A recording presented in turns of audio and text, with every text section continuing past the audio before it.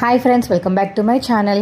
ఇక బాలు వాళ్ళైతే హ్యాపీగా బిర్యానీ వండుకొని తింటుంటే, రే మనోజ్ నీ వాళ్ళెరా చూడరా వాళ్ళు హ్యాపీగా తింటున్నారు, కనీసం ఆ బిర్యానీ తినడానికి లేకుండా పోయింది, రేపు కదరా దీక్ష, ఇవాళ తింటానరా మనోజ్ అని చెప్పేసి ఇక ప్రభావతి అడుగుతుంటే, లేదమ్మా రేపైనా ఎల్లుండైనా మనం ఒకసారి దీక్ష చేద్దామని ఫిక్స్ అయ్యాక ఇంకా మనం నీచు మాంసం ముట్టుకోకూడదు. స్వామీజీ మళ్ళీ కోప్పడతారు.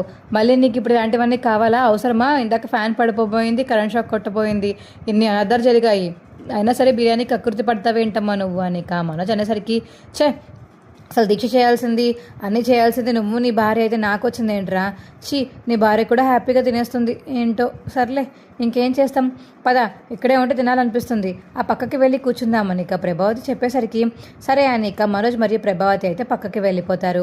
ఇక రోహిణి అయితే బిర్యానీ మొత్తం కంప్లీట్ చేసేసి ఇక విద్య ఫోన్ చేయడంతో విద్య దగ్గరికి అయితే వెళ్తుంది.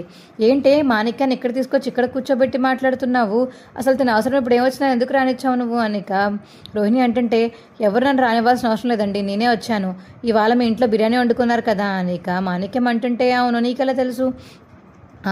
తెలియకపోతే ఎలాగా, మీ ఇంట్లో మటన్ ఉంది కదా, ఆ మటన్ మా షాప్లో ఉందే, మీనా మా షాప్కి వచ్చి మటన్ కొట్టించుకుని మరి వెళ్ళింది తెలుసా? ఏంటి మీ షాప్కి వచ్చిందా? అవును మా షాప్కి వచ్చి 4 కేజీల మటన్ కొట్టించుకుంది. మరి నువ్వు కొట్టావా?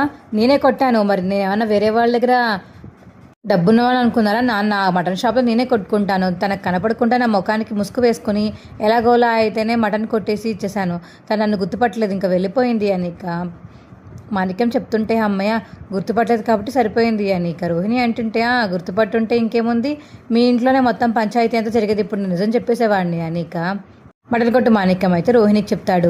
ఏంటి నిజం చెప్పేస్తావా? ఏమని చెప్తావు? ఇన్ని రోజుల నుంచి నేను ఇంత కష్టపడుతుంటే నిజం చెప్పేస్తాడు అని ఇక రోహిణి అయితే తిట్టుకుంటుంది మాణిక్యాన్ని.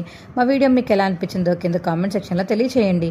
మా వీడియో కనుక నచ్చితే మా వీడియోని లైక్ చేసి తప్పకుండా మా ఛానల్ సబ్స్క్రైబ్ చేసుకొని పక్కనే ఉన్న గంట సింబల్ మీద క్లిక్ చేసి నోటిఫికేషన్స్ ఆన్లో పెట్టుకోండి. అప్పుడే మేము చేసే వీడియోలు మీకు రోజు వస్తుంటాయి. Bye friends.